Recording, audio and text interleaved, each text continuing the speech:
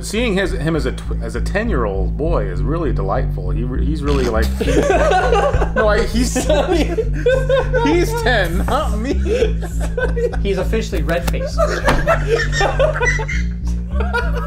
Okay. How did this become a thing? I don't even know. Watching 10-year-old.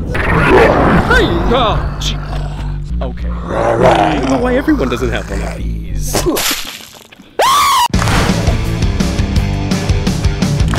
Welcome to Awesome Movie Twaddling. To twaddle, to talk foolishly, prate, foolish, trivial, or idle talk or chatter. We get together, we talk about films and just general filmmaking. We break down storytelling elements within our favorite movies we love growing up, and just twaddle about them. My name is Adolfo. I'm an independent filmmaker, writer, director, VFX artist. Viva la France!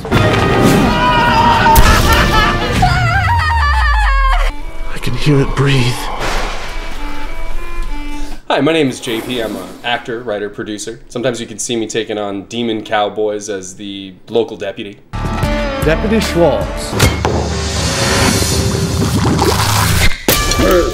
I'm ready to kick the fires and light the tires. I'm Adam. I'm a Golden Globe Award viewer, and I do everything Adolfo tells me to do on his set because I'm a yes man. Okay, Adam, remember. And I'm Sunzar Bellows. I'm a photographer and a filmmaking companion with Adolfo for too many years, probably since I was 8 years old. Want that money! For the love of God!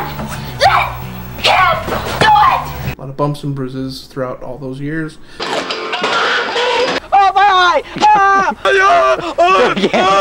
Do it again. Oh, my eye is stinging. Oh, God, enough of my eye. Do it one more time and then fall on the ground. Stinging! It stings! But I still have a pulse, so it's all that matters. And at the end of every episode, we bring out the MTB, the movie twaddling box. The movie twaddling box. And I just so happen to have a chance cube. Chance cube's got two different sides. You got a silver and a black. We're each going to roll the dice. We're going to call it out. We're going to go against each other. Whoever wins gets to open up the mystery twaddling box, which could have anything in the universe inside. The movie we're going to talk about today is none other than The Gate. In 1987. This movie I grew up with. I don't see this movie much played anywhere. I haven't seen on TBS or TNT. It just never gets played. But it is like the dark horse of the 80s. It has everything in it. It's got 80s hair. It's got 80s parties. It's got claymation demons. I mean, what more could you ask for? Yeah. Right? So spoilers ahead. If you have not seen The Gate since 1987, you're probably not going to at this point. But you should, because this movie is great. It's on YouTube. So a quick plot breakdown of this movie. You have a young Stephen Dwarf. He's like 10 years old in this movie. In the backyard, lightning strikes a tree. They pull the tree out, and there's a hole. And it just happens to be to hell. His neighbor, Terry, comes over. He's really into heavy metal. He wears a Killer Dwarfs shirt. And the band that he listens to, he listens to the lyrics, and it tells you how to open up gates, how to close gates. He's pretty much the informational piece of this film, and he knows everything, so he's that character. Then you have the older sister. She's a lovable character, but again, she's like the worst babysitter in the world. Hey, you guys, come on! Because she really doesn't do much. She hangs around a lot of people that do levitation and things, and it's just really odd, but the reason why she's there is to give the heart, because something she gives to him is kind of what plays a huge part of how they defeat these things in the end. So these demons pretty much come out of the hellhole, and they try to get, 2 human sacrifices to become hell on earth. The boyfriend accidentally, he buries them, the dog dies, and he went to vet, and he's, no vacancies. And then he comes back home, and he's like, there's a hole? Shoot, I'll just tell him I put him in the vet, and I'll just throw him down this hole. What harm did that do? That opened the gate to hell. And if 80s hair isn't for you, if you weren't an 80s baby, Randall William Cook was the VFX supervisor. You might have known him from little projects like Ghostbusters, The Thing, Lord of the Rings. I mean, this is a very credible individual in the VFX field.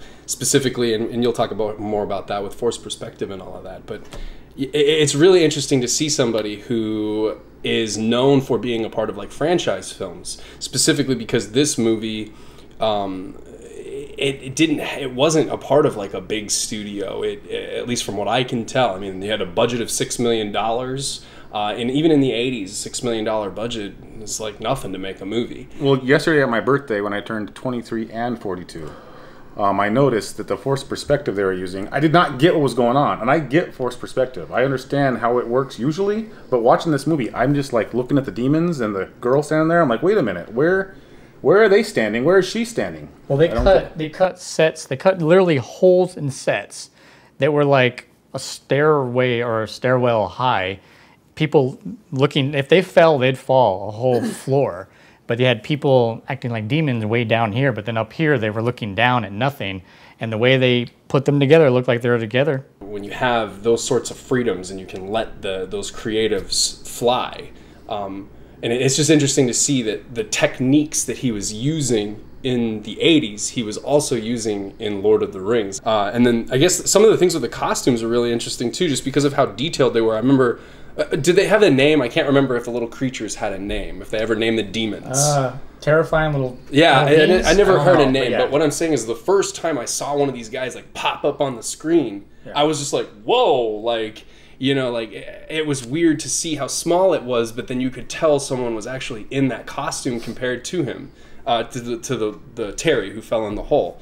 And that was just really interesting. I guess those costumes, being as detailed as they were and feeling like they were alive, they only had like so many. They only had 3 costumes, I guess, with one that could blink and sniff, and then all the other ones were just plastic masks that they put over the. Yeah, they just had some young, Yeah. talented people that just were like looking to get exposed and just kind of have fun with the film. And they stuck them on this mask to just put on, and they just said run amok. And like as soon as you said that, like I was like, yeah, you could totally tell. Like they were scurrying around and they couldn't see anything. Yeah, it's interesting. So Adam, I suggested this movie like a couple months ago, whatever. You had not seen this movie. You've never even heard of it. How old are you now? I'm 107. So now that you're 107 years old, what did you think of this film? Well, I think watching it now as a 42-year-old, I think it really holds up. So some of the effects, I know they're in the 80s, but I liked watching it. I liked seeing how they accomplished it. The way they had the little guys, they're really freaky. Stephen Dorff was, I remember watching him 4 years ago when I was 23, and he was... Is it because we're in the same shot? Compose yourself, Sonny. Compose yourself. 4 years ago when I was 23. Shut the hell up. So I was just real quick before with Stephen Dorff. So he is the villain from the Blade movie, but he also is one of my fanboy movies, Judgment Night. Seeing him as a 10-year-old boy is really delightful. He's really like he's 10 in the movie, Sonny. He's 10, not me. He's officially red-faced. Okay. How did this become a thing? I don't even know. Watching 10-year-old Stephen Dorff is delightful. He's always saying, I don't want to call mom and dad. I really feel like I care about this kid. Yeah. And again, the effects were fun. So yeah, I didn't grow up watching it, but I'm really glad I did, and I think that it's a perfect Halloween movie. I legitimately was like, they got demons. They just got them. They somehow made the deal with the devil and they figured it out a way. But one of the most scarring elements of this movie is at a certain point in the movie, there is these hands from underneath the bed.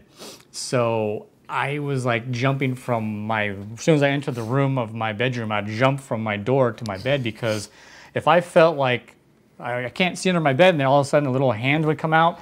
But in this movie, there's not just one guy. There's like 6 guys under there, or 6 demons. And they start like, I'm just trying to get you. And I'm like, that's terrifying as a kid.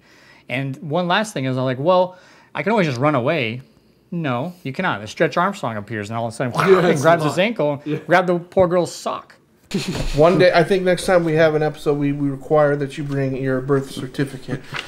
However many there actually are. He's like Q from Star Trek. We're talking about the 80s, okay? And one of the things that was really obvious in the 80s is this like super action movie, super slasher movie. That was like the thing that made a lot of those films successful in those days, and it was really appealing. But this film had to follow more strict guidelines because they went the PG-13 route. And if you think about what they were giving you in the story element, in the plot and in the with all the visuals and the special effects, I mean, they really did a good job of delivering, in my opinion. Yeah, and if you remember some of the visuals, they have the dad. He's like, "You've been," and he starts trying to strangle them when they're trying to get out of the house. So they're trying to leave the situation. How else do you tell a story where you like get them back in so we can cause more chaos to these people? Let's have demon-looking parents out there, and he grabs his face and rips it apart, and it's just gooey and stuff. I mean, those are scary visuals that are not bloody.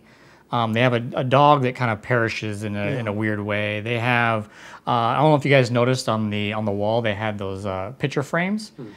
He walks by and sees he's the only one alive, and his whole entire family are massacred in the picture frame. I have to watch that again. It's a pretty messed up situation there, but it's still PG-13. We're just seeing mentally horrific things. And, you know, it's interesting because it's like, as we're talking about this PG-13 thing and like this premise of this movie, I mean, this movie you could argue kind of paved the way for things like Stranger Things.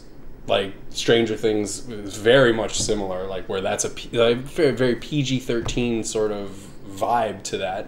And without something like this, we might not have something like Stranger Things right now. Yeah.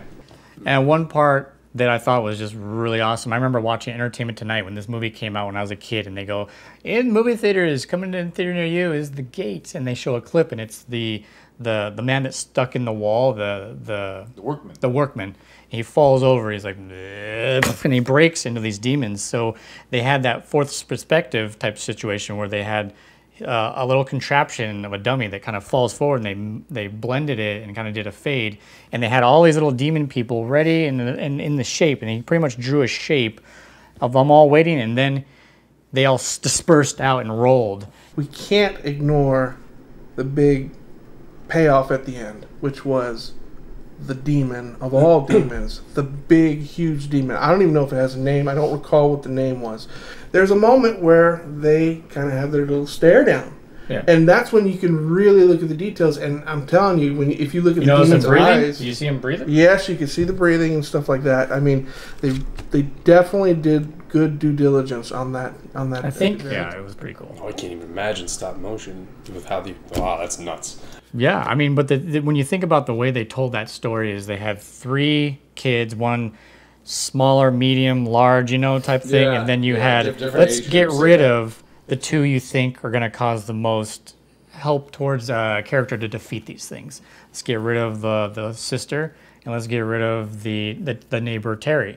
So now you're relying on this smaller character. The whole world's up to him to save, pretty much, and that's what I think's awesome about it. I mean, parts of it that's always funny to me is like he has this showdown with that creature at the end, and he's like, he comes out, looks at him, stares at him, and then he's like trying to scurry away, and the demon grabs him and gives him a little gift, a little eyeball in his hand, and then goes, I'll let you stay. I'm going to go make hell on earth or get my minions ready. And then he goes back down, and he stays up there, and he's like, and then he looks out the window. And out the window is Twister before Twister was Twister. I mean, that tunnel thing was spectacular. I don't know about you guys, but I was watching the tunnel thing, and I was like, that looks like hell is happening. Bill the Demon King, it was almost like he was like, you're responsible for even letting me come out here, so I'm going to give you a free pass. Yeah, pretty much. I'm going to give you a free eyeball. Maybe it's a third eye sense. Who knows what that means? I don't even know. How many times did I use that explosion at the end? So in my old movies back in the day, there's a part where he explodes and his body goes, and flies at the camera. You don't know how many times I use that in my own films where I'm like, it's a boy. It's like me when I was like a 10 making my little movies when I was a kid. I use that so many times. Oh, yeah. So at the end of this movie, what takes down this demon is the Thunderbolt. And we don't really get a lot of context what the Thunderbolt is. I watched it and I was really trying to pay attention to it. I think all it is it's a gift from Allie, his sister. What I think happens is he uses it as a way. Well, he says "Happy Birthday, Al" to his sister as he shoots it off. He says that when he shoots the rocket into the demon, And it's like I think he's signifying that like that he has love for his sister. Yes. And that's kind of the way. I think it was love and light. That's Love what it and light, was. Whatever yeah. symbolizes love and light, which just happens to be this hilarious, nice sized weird rocket. Really, yeah. And how it goes into the demon is a really nice effect. Well, it goes in and it goes like Indiana Jones when he does a buddy jahado, you know, and he goes in and then it just kind of sucks back up, which is just awesome. There's no hole after. No, we can't. No. So, final thoughts. I think this movie is underrated for its time period. I think it's one of the best, achieved horror movies in the 80s, in my opinion. What sold me the hook, line, and sinker was the knowing that the guy who did all the VFX for Lord of the Rings did all of this, and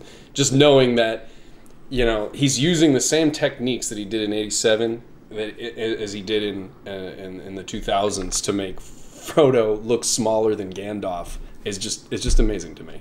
It's a nice 80s horror movie with great characters and really lovable kind of ending. It was really great. It just spoke to me in a really good way with all those visual effects that, again, it's just these practical effects that for the time period, probably ahead of the game, but like you said, just doesn't get enough credit for that, and especially since now that's kind of a thing of the past. It's very few and far between. Yeah, and there's a sequel, right? I was thinking about watching it because it's probably good. Right? No. And with that rounds up our final thoughts with this film. The Gate. Boom. Check it.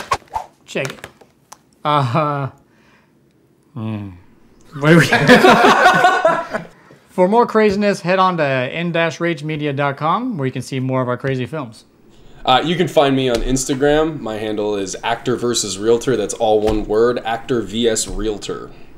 You can find me on Messenger Kids. You need to get your parent permission to get a hold of me, but just Messenger Kids, Adam Brooks. And for me on Instagram, you can get a hold of me at Sunzar, SUN_CZAR.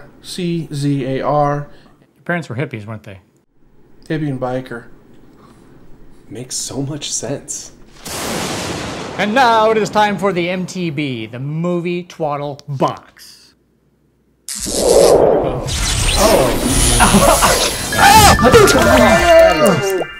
There's got to be a better How way. is it so clean if it just came out of you? All right. Hey, got the chance, Cube. We're going to go real quick. Sonny and Adam, you pick, Sonny. Midnight. Black. Okay, so now it's going to be you and Adolfo. Adolfo, pick black or silver. Silver Surfer. Oh, it's black, so now it's going to be me and Sonny. All right, I'm going to pick silver. Silver. Quicksilver?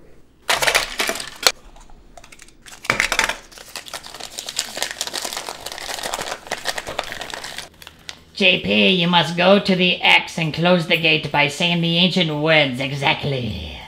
X marks the spot.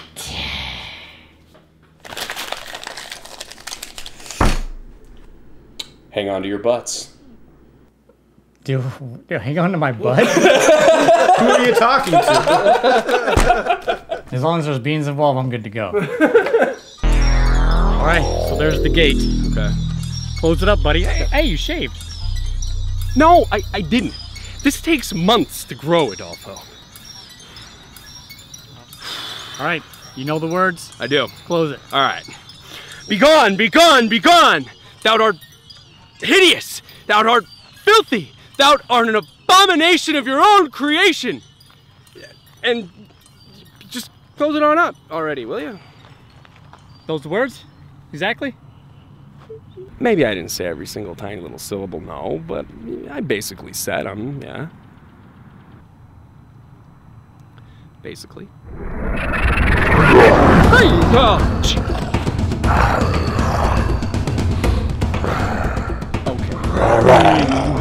Okay, we'll play hard, but I'm gonna kill you with my mitts. How about that? right I don't there, even know right there. chance of Wind beating it up, wind it up! Oh! Why don't we talk about this? I'm sure that you and I can reason, evil demon, beautiful creature to human. Is that what you want?